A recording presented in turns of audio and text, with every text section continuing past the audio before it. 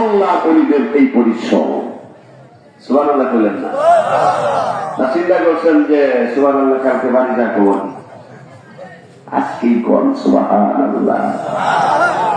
আমার ভাই রে, কোন নবীর উম্মত আমি আপনি এটাই কাজ পর্যন্ত চিনলাম না। কাজী নজরুল ইসলাম, আমার শায়েখ বলেছেন নজরুল ইসলামের নাম নেওয়ার আগে বলবেন হাজী কাজী নজরুল। আজ থেকে অনেক বছর আগে এই কথাটা বলে দিয়েছেন। কেন? নজরুল ইসলাম সাহেব 8 ক্লাস পড়া ছিল। কয় ক্লাস? 8 পাস। উনার লেখনী পড়ানো হয় কলেজ ইউনিভার্সিটিতে। উনার মনে বড় আশা ছিল, একটা আশা পূরণ হয়েছে, মসজিদের পাশে আমার কবর দিও ভাই, আমি যেন গোট থেকে মুয়াজ্জিনের আযান শুনতে পাই। আল্লাহ এটা কবুল করেছেন। আরেকটা আশা ছিল, মনে বড় আশা ছিল, যাব মদিনায়, পূরণ হয়নি। কত আল্লাহ আসলেন গেলেন, কিন্তু এই কথার উপরে কারো কোনো ভূক্ষেপ নাই। আমাদের শায়েখ একদিন বললেন যে আমি চিন্তা করলাম যে আরে বেচারা আশেককে রাসূল, তোমার এই যে মনে বড় আশা ছিল যাব মদিনায়, 2014 সালে ভাই ওয়াজ করে এক জিনিস, ওয়াজ করে মানুষের বাড়ির মুরগির রান খাওয়া এক জিনিস, আর একজনকে লক্ষ লক্ষ টাকা দিয়ে দেওয়া, এটা একেবারে এত দূর রাখছেন না। কি বলেন? 2014 সালে মানিকগঞ্জের বর্তমান সাহেব আমার আপনার দরদে মুর্শিদ কেবলা 2014 সালে কাজী নজরুল ইসলাম সাহেবের পক্ষ থেকে বদলি হজ করেছেন। সুবহানাল্লাহ। যারা মানিকগঞ্জ যান নাই কোনোদিন, একটা তথ্য আমাদের শায়েখের পক্ষ থেকে দিলাম। এই কাজটা যারা মানিকগঞ্জে কখনো যান নাই, আপনাদের কাছে আমার প্রশ্ন, এই যে একটা মানুষ নিজের কষ্টার্জিত অর্থ দিয়ে আরেকজনের পক্ষ থেকে বদলি হজ করে দিল, এই কাজটা যারা নতুন, আপনাদের কাছে কি মনে হয়? যারা আমাদের পীর ভাই আছেন, আমরা তো আলহামদুলিল্লাহ কমই, যারা নতুন, আপনাদের কাছে আমার প্রশ্ন, যে এই কাজটা আপনার কাছে কেমন মনে হলো? আজকে যদি আপনি আমার পক্ষ থেকে 3 লক্ষ 4 লক্ষ টাকা 5 লক্ষ টাকা খরচ করেন, নিশ্চয়ই দেখা হইলে পায়ে হাত দিয়ে সালাম করবো, তুই আমার বাবার কাজ করছিস, কি বলেন? তাই না? আর এই মানুষটা নিজের কষ্টার্জিত সম্পদ দিয়ে, ওই যে কাজী নজরুল ইসলামের মনের যে আশা ছিল, আসুন আমরাও একটু বলি যে যদি আল্লাহ কবুল করেন, উনার মনের যে আশাগুলো ছিল আমরা একটু সুরে সুরে বলি, কি বলেন? বলবো যুবক ভাইরা? বলবো? আমি একলাই বলবো না, আপনারাও বলবেন? মনে বড় আশা ছিল যাব মদিনায়, আবার মনে বড় আশা ছিল মদিনায়, সালাম আমি করব গিয়ে, সালাম আমি করব গিয়ে নবীর রওজায়, মনে বড় আশা ছিল যাব মদিনায়, মনে বড় আশা ছিল যাব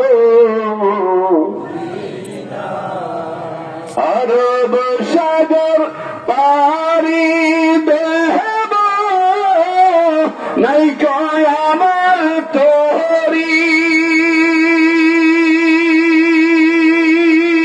পাখি নাই করে যাব ডানাতে ভর করি, আরব সাগর পারি দেব, নাই কয় আমার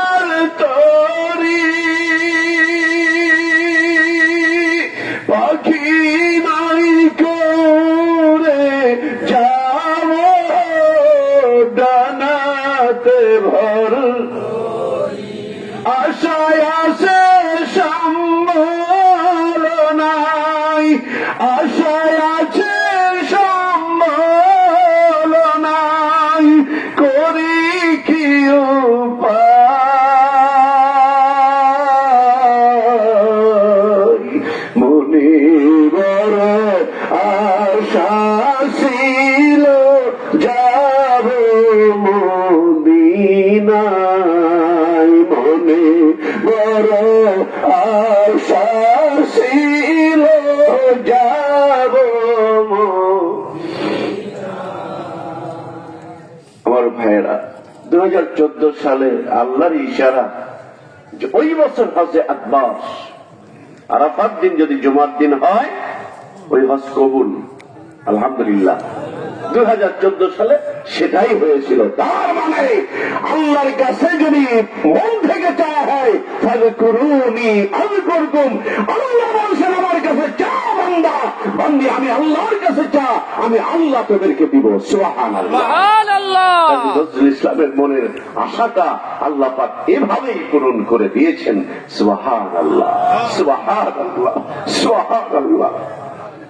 আমাদের শাইখ বলেছেন, বাবা নবীর সামনে যদি তোমার আজও মহব্বত হয় সবকিছুর চাইতে, যদি আজও মহব্বত হয় তুমি তোমার নিজ জেলায় ঘুমিয়ে থাকবে, তোমার নিজ বাড়িতে ঘুমিয়ে থাকবে, তোমার নিজের ঘরে ঘুমিয়ে থাকবে। আল্লাহ নবীর জন্য যদি তুমি দেওয়ানা হতে পারো, ঘুমের মধ্যে নূরের আকৃতিতে দেখবো একটা নূর তোমার ঘরে হাজির হয়ে গিয়েছে। ঘুমের ঘরে হয়তো বলবেন কে গো তুমি? আল্লাহ নবী বলবেন আমার চুনাস নেই, তাকায়া দেখ, ভালো করে তাকায়া দেখ, আমার মুখের মধ্যে দুইটা দাঁত নাই। ওহদের ময়দানে যখন ইসলামের জন্য গিয়েছিলাম কাফের বেঈমানেরা দান শহীদ করে দিয়েছে। বন্ধুরা আজও যারা হাজি হজ করতে যায় আমার নবীর রওজার পাশে দাঁড়াইলে এমন কোন হাজি নাই যেই হাজি কান্দে না। 2016 সালে আমি রুম থেকে বের হই, গোপনে 1টার দিকে বের হই, পীর ভাই 3 জন আমার পিছ যায়। আমি বললাম ঘুমান নাই, আপনারা তো একটু আগেই ঘুরে আসলেন। আমি ভাবছিলাম যাব একলা একলা, চুপি চুপি যাব, আমার মনের কিছু কথা আজকে নবীকে বলে যাব। আজকে মনের কিছু কথা নবীকে বলবো। পীর ভাইরা বললেন জিহাদি ভাই আমরাও যাব, চলেন যাই। বন্ধু মনটা নরম করে দেন, মনে করেন এই তো নবীর রওজা আমার চোখের সামনে। কত কিছুই তো কল্পনায় আসে, আসে না? কত কিছুই কল্পনায় আসে, নবীর রওজাটা কল্পনায় সামনে নিয়ে আসেন। আমি দেখেছি কত ভাইয়েরা কত বোনেরা হাউমাউ করে কান্দে। আমি এক হাজিকে বললাম ভাই কান্দেন কেন? খানায় কাবা প্রথম দেখলেন কান্দেন কেন? ওই লোকটা আমারে বললেন ভাই বাংলাদেশের মানুষ যেহেতু বাংলায় বলেছেন, আমিও বাংলাদেশি আপনিও বাংলাদেশি, কেন কান্দি আরেকটু জান বুঝবেন কান্দি কেন।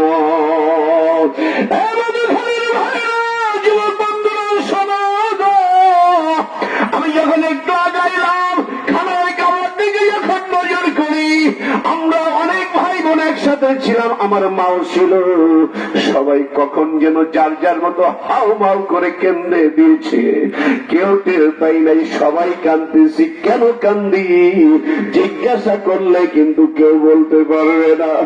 একই অবস্থা মদিনার রওজার পাশে দাঁড়ালাম, রাত্রে যখন গভীর হয়ে গেল আমার বন্ধুরা মা বোনেরা শোনা, আমি জিহাদি নবীর রওজার পাশে বেশিক্ষণ দাঁড়াইতে দেয় না পুলিশ। আমি আল্লাহরে বললাম আল্লাহ বাংলাদেশ থেকে আসছি গরিব মানুষ, আর কোনদিন আসতে পারবো হয়তো এমন মনে হয় না। আল্লাহ নবীর সঙ্গে 2টা কথা কমু, পুলিশে তো দাঁড়াইতে দেয় না, আল্লাহ একটু কথা বলার মতো সুযোগ করে দাও। বন্ধুরে ওইখানে দাঁড়াইয়া আমার মনের ভাষাগুলো আল্লাহ রাসূলকে এইভাবে বলতেছিলাম, আল্লাহ রাসূল তাকে দেখো, কারণ আমার নবী হায়াতুন নবী, আমার নবী হায়াতুন নবী। আমার নবী জিন্দা নবী, তবে ইহকালের মতো জিন্দা না, পরপরের মতো নবী আমার রওজায় জিন্দা। আওয়াজ করে বলুন না সুবহানাল্লাহ। আমি আল্লাহর নবীকে এইভাবে কথাগুলো বলতেছিলাম, ইয়া রাসূলুল্লাহ তুমি তো ভালো করেই তুমি জানো আমি একজন তোমার নায়েবের একজন রূহানী সন্তান হিসাবে আজকে যে কাফেলা আমরা এসেছি, সিদ্দিকিয়া কাফেলা ট্রাভেলস থেকে আমরা এসেছি, ইয়া রাসূল আমি কোনদিন হয়তো আসতে পারবো না, হাসরের ময়দানের সাক্ষী দিও তোমার রওজার পাশে দাঁড়াইয়া সালাম দিয়েছিলাম, তোমার রওজার পাশে দাঁড়াইয়া সালাম দিয়েছিলাম। হাসরের ময়দানে কিছুই যদি সঙ্গের সাথী না হয়, আল্লাহ পাক ডাক দিয়ে বলবেন আমার রাসূলকে কোনদিন কি ভালোবাসছো, আমার নবীকে কোনদিন কি ভালোবাসছো? এই পৃথিবীতে যতদিন বিচরণ করি সব কিছুর চাইতেও যদি আল্লাহ নবীর প্রতি আমার আপনার মহব্বত থাকে, আল্লাহি আল্লাহর ইজ্জতের কসম হাসরের ময়দানে আল্লাহ ডাক দিয়ে বলবেন যাও যাও যাও, আমার বন্ধু যদি তোমার চিনে আমি তোমার কোন হিসাব নিব না, বিনা হিসেবে জান্নাত দিয়া দিব। চিৎকার বলুন আল্লাহু আকবার। তাই তো আমার আপন শায়েখ আমাদের মানিকগঞ্জের মুর্শিদ কেবলা অনেকেই আমাদের শায়েখ সম্পর্কে জানেন না। আমার ভাইয়েরা, একটা মানুষ মানুষ হতে গেলে একটা মানুষ মানুষের কাছে যাওয়া লাগে, কি বলেন? একটা মানুষ, আমি অনেক উচ্চ মাপের শিক্ষিত মানুষ, এমনি এমনি কিন্তু শিক্ষিত হওয়া যায় নাই। মধুখালী পাইলট স্কুলে পড়া লাগছে, অথবা অন্য কোন প্রতিষ্ঠানে পড়া লাগছে, অথবা কোন মাদ্রাসায় পড়া লাগছে, অথবা কোন কলেজে পড়া লাগছে, অথবা কোন ইউনিভার্সিটিতে পড়া লাগছে। এরপরে সার্টিফিকেট পেয়ে আপনি চাকরি পেয়েছেন, কি বলেন? এরপর আপনি চাকরি পেয়েছেন। তো এই দুনিয়ার এই হিসাবে চাকরি পাইতে গেলে সার্টিফিকেট লাগে, সার্টিফিকেট পাইতে গেলে উস্তাদ লাগে, কি বলেন? ড্রাইভারি শিখতে গেলেও তো উস্তাদ লাগে। একটা মানুষ যখন দর্জির কাজ যদি শিখতে চায়, আমাকে দিবেন যে জিয়াদি ভাই ওয়াজার 1 ঘন্টা বেশি করেন, আমি হয়তো পারি আর না পারি চেষ্টা করব, কিন্তু আমাকে যদি একটা থান কাপড় দিয়ে যদি বলেন যে সেলাই করে জুব্বা বানাইয়া দেন, আমি পারবো। ওই মাইকালা ভাই যদি বলেন যে হুজুর আপনি নিজে ঠিক করে দেন, আমি কি পারবো। আবার উনারা যদি বলি ভাই আপনি ওয়াজ করেন, উনি বলবেন হুজুর মস্করা করেন, কি বলেন? মাস্টার সাহেব উনি অঙ্ক ইংলিশ দিয়ে বুঝাইতে পারবেন, প্যাকেট কত দূর, ওনাকে যদি বলা হয় আপনি উড়োজাহাজ চালান, উনি পারবে? উনি নিজেই কই পারবো না। আপনার যদি বলা হয় 12 চাকার ট্রাক নিয়ে আপনি চালান, পারবেন? পারবেন তারা যারা ড্রাইভারি শিখেছেন, কি বলেন? যারা ড্রাইভারি শিখেছেন, অন্যর কত লাত্তি গুইটা খাইছেন, কি বলেন? দর্জির কাজ শিখতে গেছেন, কত আপনার গুইছে। একটা বোতাম সেলাই করতে পারো না তুমি, একটা বোতামে ঘাট করতে পারো না, কইলে খাবা কি? এই কাজ দিচ্ছে এক কাপড়, মাথা নিচু করে কিছু করবে, এই কাজ কর, আবার শুরু করছে। কত মায়ের গুইতে খাওয়া লাগছে। এরপরে আর আমরাই তো মাদ্রাসায় পড়ছি, কি খাইছি এগুলো শুনলে আপনারা আশ্চর্য হয়ে যাবেন। এত সহজ নাকি রে ভাই, এত সহজ দিন। রাজবাড়ি ভান্ডারিয়া মাদ্রাসায় পড়ছি, বোর্ডিং এ খাইছি। আমার একদিনের খাওয়ার কথা খুব খুব এখনো মনে পড়লে চোখে পানি আসে। প্রচন্ড ক্ষুধা নিয়ে খাইতে বসছি, মূলা ঘুরছে, মূলা মূলা গরম মূলা তরকারি আটকায় রাখছি। খাওয়ার সময় যখন খুলছি, গ্রামটা কেমন। আরে ভাই রাত 1টার সময় না 2টার সময় মাহফিল ছিল, খাইতে বসছি, চোখে পানি আসলো যে বাবার জন্মে বাড়িতে কোনোদিন এগুলো খাইনি। এখন যদি বাড়িতে থাকতাম, মা হয়তো একটা ডিম ভাইজা দিত, অথবা যাই হোক কিছু রান্না করে দিত, এগুলো অন্তত খাইতাম না। এইগুলো খাওয়ার পরে হুজুরদের মায়ের গুইতে খাইছি। খাওয়ার পরে না ওই যে মানুষের খাস মহলে যাবি মন। মানিকগঞ্জের মুরিদ যারা না, আপনারা হয়তো ভাববেন যে জিয়াদি ভাই আপনি কি গান গাইতেছেন? ভাই কথাগুলো শোনেন। মানুষের খাস মহলে যাবি মন, যান প্রত্যেকটা ইমাম সাহেবকে আনেন আমার সামনে, অস্বীকার করুক এটা। হয়তো আমি সুর করে বলতেছি, মানুষের খাস মহলে যাবি, তার মানে শিক্ষা প্রতিষ্ঠানে যাবি। এ কোন শিক্ষা প্রতিষ্ঠান? এটা হলো সেই শিক্ষা প্রতিষ্ঠান যে শিক্ষা প্রতিষ্ঠানে লা ইলাহা ইল্লাল্লাহু মুহাম্মাদুর রাসূলুল্লাহ সাল্লাল্লাহু আলাইহি ওয়াসাল্লাম এই কালিমা তালকিন দেওয়া হয়। এটা হলো সেই শিক্ষা প্রতিষ্ঠান। সুবহানাল্লাহ, সুবহানাল্লাহ। এটা সেই শিক্ষা প্রতিষ্ঠান। একটা মানুষ মানুষ হবে না মানুষ মানুষের কাছে না গেলে। আমি এই ওয়াজটা প্রায় জায়গায় বলি উদাহরণ হিসাবে। হযরত ওমর রাদিয়াল্লাহু তাআলা আনহু মাথা কাটতে গেছে, মানুষের চেহারা দেখে আল্লাহ পাক হেদায়েত দেখেন কিভাবে ঘুরাইয়া দিছে। খালিদ বিন ওলীদ উহুদের ময়দানে নেতৃত্ব দিছে মুসলমানদের বিরুদ্ধে। পরবর্তীতে তিনি কিন্তু মুসলমানদের পক্ষে যুদ্ধ করেছেন। এত সহজ নাকি? আবু জাহেলকে মারছে কারা? মুয়াজ, মুআবিস, দুইটা নাবালিগ বাচ্চা। তাদের অন্তরের মধ্যে স্পিরিট ছিল, ইমানের স্পিরিট ছিল, নবীর ভালোবাসা ছিল, যার কারণে ছোট দুজন বাচ্চা ওই ওদের মতো হবে। আবু জাহেল তো লম্বা ছিল, বগের মতো, এই কল্লাটা লম্বা ছিল। দুইজন যা খুঁজতেছে যে আবু জাহেল কোন। একজনে বললো আচ্ছা আবু জাহেল কোনটা? কয় কে? আমার নবীরে বলে খুব জ্বালাইছে। কই তোরা দুধের বাচ্চা, তোরা কি করবি? কই ওদের মারবো। সুবহানাল্লাহ কইলেন না? কই তোমরা মারবা, তাড়াতাড়ি সরো।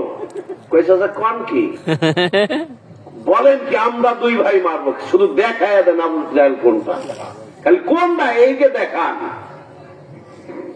দাদা হুজুর কেবলার বিরুদ্ধে কালামপুরের জমিনে ফতোয়া দিছিল না? দিছিল। ওই সময় দাদা হুজুর যদি বলতেন তার মুরিদানদেরকে জুজুড়িকে ধর, ও তো আলু ভর্তা হয়ে যাইত। নিচু হও, নিচু জায়গায় পানি জমে। সৈয়দ ইসাক রহমাতুল্লাহ আলাইহি দাদা হুজুরকে এমন ভাবে গঠন করেছেন, দাদা হুজুর কিচ্ছু বলেন নাই, তুমি নিচু হও, নিচু হও। সাহায্য করবেন কে? আল্লাহ। আল্লাহ সাহায্য করবেন। মাজলুম হও, জালেম হয়েও না, মাজলুম হও। জালেম হয়ে সর্বনাশ। আবু লাহাবের মতো পস্পা। শুধু আবু লাহাব না, তার স্ত্রীকে আল্লাহ পচাইছে, পরবর্তী হাতে আছে। এই জন্য মাজলুম হও, জালেম হও, মাজলুম হও, জালেম হয়েও না। দাদা হুজুর কেবলা তার পিরিয়ড থেকে এত উচ্চ শিক্ষিত মানুষ, তারপরে সাধনা করতে হয়েছে কয় বছর? দীর্ঘ 21টি বছর। সাধনার ফসল হলো সুবহানাল্লাহ, আলহামদুলিল্লাহ, আল্লাহু আকবার, লা ইলাহা ইল্লাল্লাহ। চারটি লা ইলাহা ইল্লাল্লাহু মুহাম্মাদুর রাসূলুল্লাহ সাল্লাল্লাহু আলাইহি ওয়াসাল্লাম। এই কথার উপরে আর কোন বড় তাবিজ আছে? কি বলেন? এই কথার উপরে কোন তাবিজ, বড় তাবিজ আছে? বুঝতে হবে। আমরা তো দেব না। ভিখারি ভিক্ষা করে, লা ইলাহা ইল্লাল্লাহ মুহাম্মাদুর রাসূলুল্লাহ, ও কি ওই নিয়তে করে? ও তো ভিক্ষার একটা বলি বানায় নিয়েছে। যার কারণে যতবার জীবন একটা ফকির, একটা ভিক্ষুক লা ইলাহা ইল্লাল্লাহ মুহাম্মাদুর রাসূলুল্লাহ বলে, যতবার, ওর তো ধনী হওয়ার দরকার ছিল, একেবারে প্রথম আসমান পর্যন্ত বিল্ডিং চলে যাওয়ার কথা ছিল। কি বলেন? তারপরে গেছে কেন? ইন্নামাল আমালু বিন্নিয়াত। প্রত্যেকটা কাজ, বুখারী শরীফের হাদিস, প্রত্যেকটা কাজ তার নিয়তের উপরে নির্ভর করে। তো তাদের নিয়ত আর আমরা যারা জিকির করি আমাদের নিয়ত এক না। ঠিক। আমরা এই নিয়তে জিকির করি, লা ইলাহা ইল্লাল্লাহ, কোন ইলাহ নাই, বিধানদাতা নাই, রিজিকদাতা নাই, সৃষ্টিকর্তা নাই, কেউ নাই, ইল্লাল্লাহ। আছে কে? আল্লাহ। বলেন কে আছে? আল্লাহ। তো যে নিজে স্বীকৃতি দেয় আমার কলবে আল্লাহ আছে, আল্লাহকে যদি বসাই ওই কলবের কোন ভয় আছে? না। মানুষ মানুষের কাছে না গেলে মানুষ কখনো মানুষ হয় না। আজকে দেখেন যারা তাবলীগ জামাত করেন তারা একই কথা বলছে যে মানুষের কাছে যাইতেছি, নামাজ কালাম শিখি নাই, নামাজ কালাম শিখার জন্য যাইতেছি।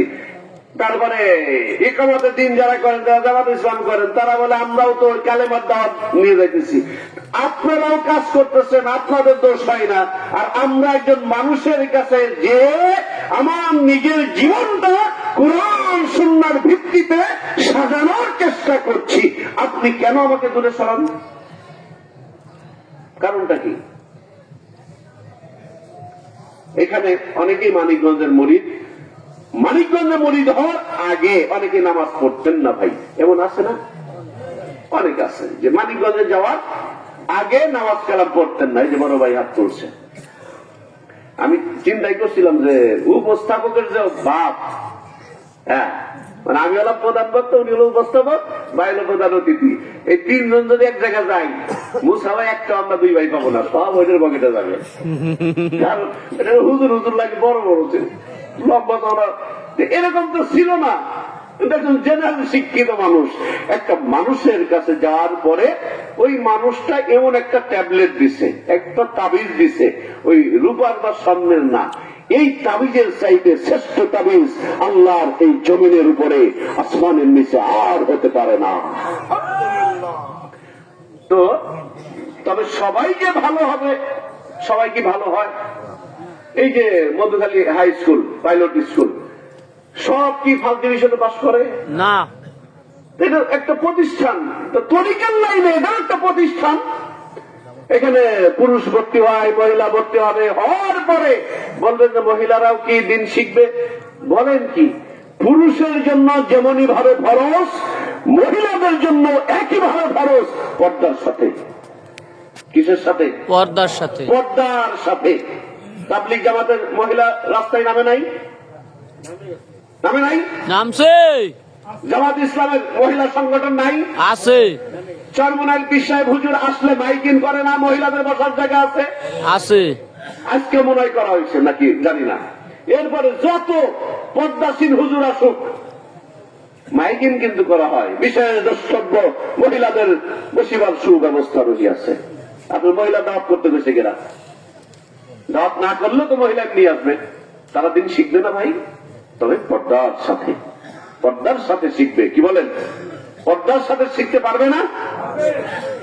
আমাদের দরবারেও এই যে বিশ্ব ইজতেমা 25, 26, 27, 25, 26, 27 মানুষ গঠন করার জন্য, মানুষ গঠন করার জন্য কিছু আমল, কিছু এলেম নিয়ে আমাদের শাইখ কথা বলেন। ওইখানে অনেক হাজার হাজার হিন্দুরা তাদের বসার ব্যবস্থা করা হয়, অন্য ধর্মের সম্মানিত ভাইদের বসার জায়গা করা হয়। এজন্য কি মাহফিল নাপাক হয়ে যায়? আমি তো অনেকখানেই বলি, হিন্দু ভাইরা থাকলে স্টেজ আসেন, বসেন, কারণ আমি আপনাদের নামাজ পড়ি, আমি আপনাদের আল্লাহরে মানি। যারা আল্লাহকে মানে না তাদের কাছে কালেমার দাওয়াত কি দিতে হবে না? এই কাজগুলো আমার শাইখ করছেন 10,000-এর উপরে। অন্য ধর্মের, হিন্দু সনাতন ধর্মের ভাইয়েরা 10,000-এর উপরে আজকে মুসলমান হয়ে তারা আল্লাহ পাকের জিকির করছে। সুবহানাল্লাহ। কই আপনি আমি কয়জন করছি বলেন? তাহলে এই মানুষটাকে তারা বাবার বাবার কাজ করছে।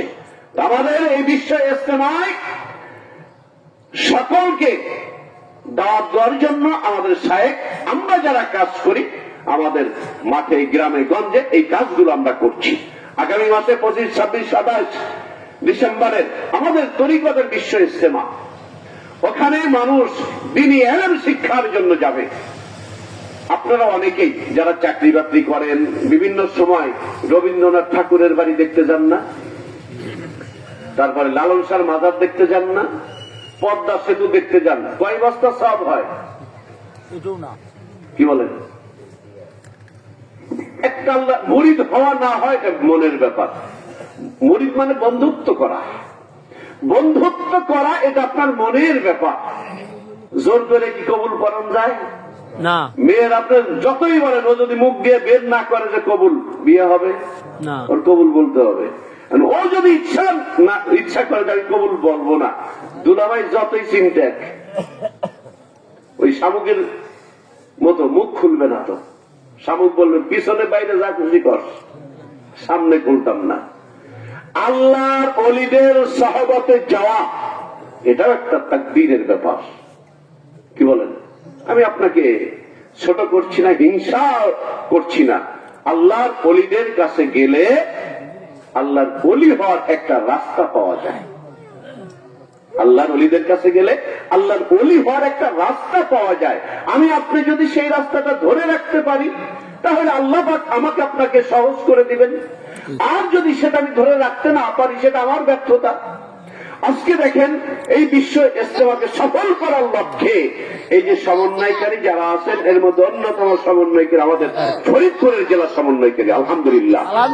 তোমরা যে অত্যন্ত পরিশ্রম করে যাচ্ছেন মানুষের দ্বার প্রান্তে, আমরা টাকা দিই যে মা আপনা আনহু মালুহু আমা কাসাব, সন্তান সন্ততি অর্থ সম্পদ কিছুই কাজে দিবে না। হ্যাঁ, কাজে দিবে ওই সম্পদ যেই সম্পদটা আমি আপনি এই দুনিয়ার বুকে আল্লাহর রাস্তায় ব্যয় করব, এটাই কাজে দিবে। তাছাড়া হাসরের ময়দানে এমনটা সুযোগ হবে না যে আল্লাহ আমি ধনী মানুষ ছিলাম, আমি অনেক পাঁচতলার বিল্ডিং এর মালিক ছিলাম, আল্লাহ আমি টাকা দিচ্ছি পয়সা দিচ্ছি তুমি আমাকে মাফ করে দাও, এমন সুযোগ কিন্তু হাসরের ময়দানে হবে না। ইহকালে আমি আপনি যে কাজগুলো করব, দেখেন ইমাম সাহেবদের কাছে গেলে একজন ইমাম সাহেবরা বলে ভাই নামাজ পড়েন, এরপরে বিড়ি খায়েন না, এরপরে এই করেন না সেই করেন না। তার মানে উনি একজন উস্তাদ, উনি শিক্ষা দিচ্ছেন। তা আমরা তালিম ইসলাম মানিকগঞ্জ দরবার শরীফের সাহেব যিনি, উনার কাছে যে এই ভালো ভালো আমলগুলো শিখছি, কিভাবে টুপি মাথায় দিতে হবে এটা আমার উস্তাদের কাছ থেকে শিখছি, মিসাকটা কিভাবে করতে হবে শিখছি, দানগুলো কিভাবে করতে হবে। আমি দান যদি গাজীর গানে দিই আমার টাকা পাবে? আমার টাকা আমি গাজীর গানে দান করলাম হবে? আমার টাকা যেখানে শিরিক হচ্ছে বিদআত হচ্ছে আমি সেখানে দান করলাম হবে? আমার টাকা আমি বিচার গানে দিলাম সব হবে? বরঞ্চ উল্টা হবে, উল্টা হবে। এই জন্য সবকিছু মিলেই আমরা আমাদের শাইখের কাছে প্র্যাকটিক্যালি ট্রেনিং এর ব্যবস্থা প্রতি মাসে 15 তারিখে করেছেন এবং বিশাল পরিসরে তরিকতের বিশ্ব ইজতেমার একমাত্র আহ্বায়ক পাক ভারত উপমহাদেশে আর কেউ নেই পৃথিবীতে, অনলি 1% আমাদের শাইখ তরিকতের বিশ্ব ইজতেমার একমাত্র আহ্বায়ক। আলহামদুলিল্লাহ বলুন। এই জন্য আমার মুর্শিদের বলিষ্ঠ নেতৃত্বে আমি আপনাদের এই মধুখালীর যে ভাইয়েরা আছেন প্রত্যেকটা গ্রামে আপনারা নেমে যান দাওয়াতি কাজের জন্য। যাওয়া না যাওয়া আল্লাহ যার কবলে রেখেছেন সে যাবেন, কিন্তু কমপক্ষে এক একজন পীর ভাই 50 জনকে দাওয়াত দিব এবং নেওয়ার স্পৃহা থাকতে হবে, বাদ বাকি আল্লাহর ইচ্ছা। আমরা এখানে যারা উপস্থিত আছি আপনাদেরকে দাওয়াত দিলাম 3 দিন, 25, 26, 27 ডিসেম্বর 3টা দিন আমাদের মধুখালী কমিটি এখান থেকে বাস যাবে। আপনারা সমন্বয়কারী সাহেবের সঙ্গে যোগাযোগ রাখবেন, কিভাবে যাবেন কেমনে যাবেন। আমি আপনাদেরকে ওইখানে যারা আছেন, বিশেষ করে মহিলা প্যান্ডেলে যারা আছেন, ওইখানে মহিলা প্যান্ডেল সুন্দরভাবে মহিলাদের জন্য ভিতরে হোটেল, গোসলখানা, বাথরুম সব প্যান্ডেলের মধ্যে সম্পূর্ণ মহিলা নিয়ন্ত্রিত। পুরুষ